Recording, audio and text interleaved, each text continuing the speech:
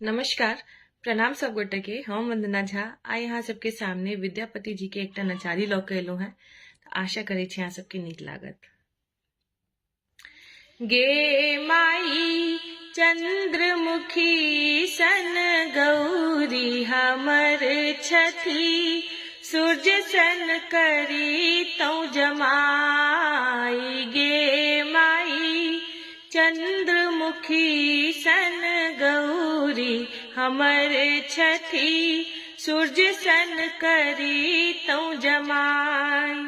सूर्य सन करी तौ जमाई। गे माई सूर्य सन करी तौ जमाई। गे माई चंद्रमुखी सन गौरी हमर छथी, सूर्य सन करी तौ जमाई। गे माई चंद्रमुखी सन गौरी हमर छथी, सूर्य सन करी तौ जमाई।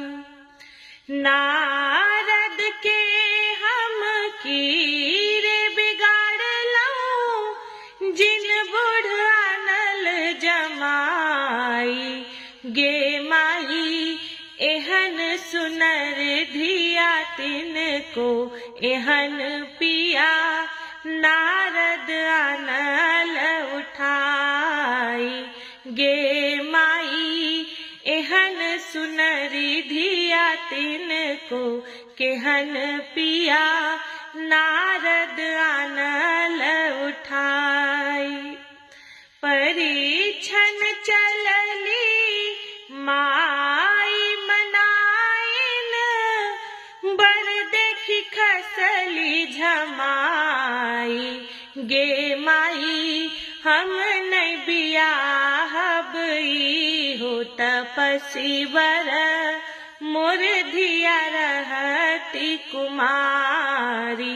गे माई हमने बियाहब हो तपसी बर, मोर धिया रहती कुमारी।